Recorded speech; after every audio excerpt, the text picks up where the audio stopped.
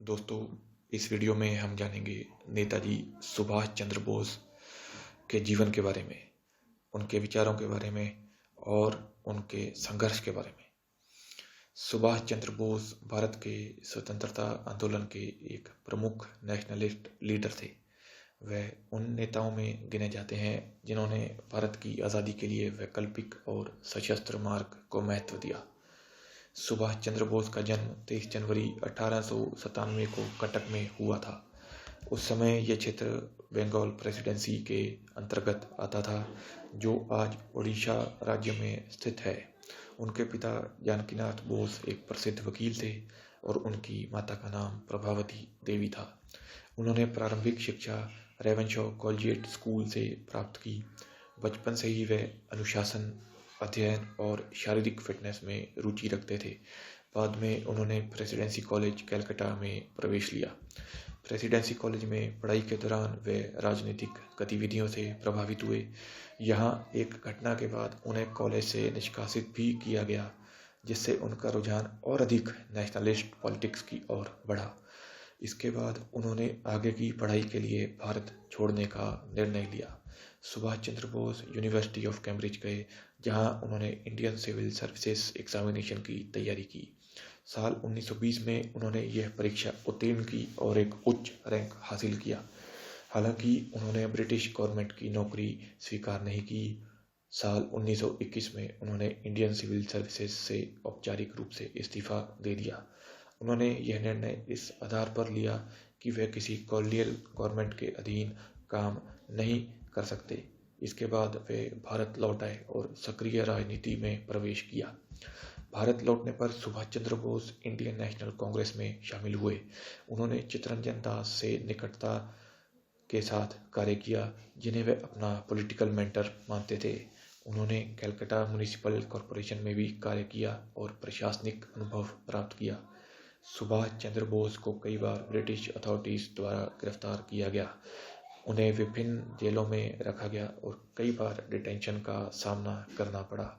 स्वास्थ्य खराब होने के कारण उन्हें कुछ समय के लिए विदेश जाने की अनुमति भी दी गई।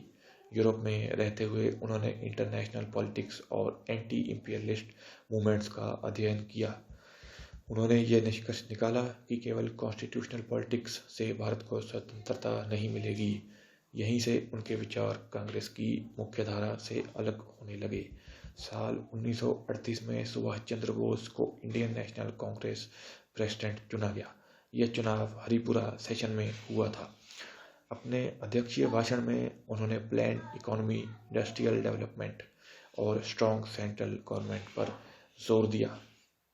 साल 1939 में वह पुनः कांग्रेस प्रेसिडेंट चुने गए। यह चुनाव त्रिपुरी सेशन में हुआ। हालांकि इस समय उनके और कांग्रेस के वरिष्ठ नेताओं के बीच मतभेद स्पष्ट हो चुके थे। महात्मा गांधी और उनके समर्थक नॉन वायलेंस और क्रमिक संघर्ष के पक्ष में थे। इसके विपरीत सुभाष चंद्र बोस का मानना था कि परिस्थितियों के अनुसार आर्म्ड रेजिस्टेंस आवश्यक हो सकती है। इन मतभेदों के कारण उन्होंने 1939 में अध्यक्ष पद से इस्तीफा दे दिया। इसके बाद उन्होंने कांग्रेस के भीतर ही फॉरवर्ड ब्लॉक की स्थापना की। फॉरवर्ड ब्लॉक का उद्देश्य कांग्रेस के भीतर एक अधिक रेडिकल और एक्शन ओरिएंटेड विचारधारा को बढ़ावा देना था। हालांकि ब्रिटिश गवर्नमेंट ने जल्द ही उनकी गतिविधियों पर प्रतिबंध लगा दिया। साल 1941 में उन्हें हाउस अरेस्ट में रखा गया। सुभाष चंद्र बोस ने हाउस अरेस्ट से भागने की योजना बनाई। वे भेष बदलकर भारत से बाहर निकलने में सफल हुए। उन्होंने अफगानिस्तान के रास्ते यात्रा की और फिर सोवियत यूनियन होते हुए जर्मनी पहुंचे। जर्मनी में उन्होंने भारत की स्वतंत्रता के लिए इंटरनेशनल सपोर्ट प्राप्त करने का प्रयास किया। उन्होंने फ्री इंडिया सेंटर की स्थापना की और आज़ाद हिंद रेडियो के माध्यम से प्रसारण शुरू किया। इन प्रयासों का उद्देश्य भारतीयों और युद्धरत शक्तियों का ध्यान भारत की स्थिति की ओर आकर्षित करना था। साल 1943 में Subhash Chandra Bose south east Asia पहुंचे। यहाँ उन्होंने इंडियन नेशनल आर्मी, जिसे आज़ाद हिंद फौज भी कहा जाता है, का नेतृत्व संभाला। ये सेना पहले इंडियन प्रिजनर्स ऑफ वॉर और प्रवासी भारतीयों द्वारा गठित की गई थी। सुभाष चंद्र बोस ने provisional government of free India, जिसे आज़ाद हिंद गवर्नमेंट कहा गया, की घोषणा की। इस सरकार को कई देशों ने मान्यता भी दी। उन्होंने अंडमान और निकोबार आइलैंड्स का नाम बदलकर शहीद और स्वराज रखा। इंडियन नेशनल आर्मी ने जापानीज फोर्सेस के साथ मिलकर इंडियन ब्रिटिश एम्पायर के खिलाफ अभियान शुरू किया और ब्रिटिश इंडियन आर्मी के खिलाफ युद्ध की घोषणा की। ये अभियान मुख्य रूप से नॉर्थ ईस्ट इंडिया में केंद्रित था। इम्फाल और कोहिमा कैंपेन्स इस संघर्ष के प्रमुख सैन्य प्रयास थे। हालांकि सैन्य दृष्टि से यह अभियान सफल नहीं हो पाया। इसके बावजूद इंडियन नेशनल आर्मी ट्रायल्स ने भारत में व्यापक जनभावना को प्रभावित किया। कई हिस्टोरियंस का मानना है कि इन घटनाओं ने ब्रिटिश रूल की नींव को कमज़ोर किया। सुभाष चंद्र बोस के नारे जय हिंद और give me blood and I will give you freedom व्यापक रूप से प्रसिद्ध हुए। उनकी विचारधारा अनुशासन, राष्ट्रवाद और बलिदान पर आधारित थी। वे एक स्ट्रॉन्ग और इंडिपेंडेंट इंडिया की कल्पना कर रहे थे।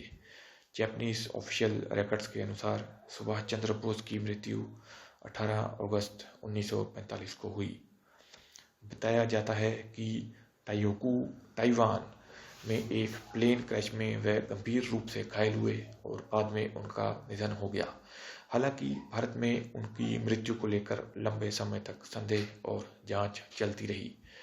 कई इंक्वायरी कमीशंस गठित किए गए, लेकिन कोई सर्वसम्मत निष्कर्ष सामने नहीं आया। इस कारण सुभाष चंद्र बोस की मृत्यु भारत के इतिहास के सबसे चर्चित विषयों में से एक बनी रही। नेताजी सुभाष चंद्र बोस की कहानी भारत में एक दृढ़ निश्चयी और साहसी नेशनलिस्ट लीडर की कहानी है। उनकी भूमिका और रणनीति अन्य नेताओं से अलग थी, लेकिन स्वतंत्रता आंदोलन में उनका स्थान महत्वपूर्ण है। आज भी उनके जीवन और विचारों पर व्यापक अध्ययन और चर्चा की जाती है।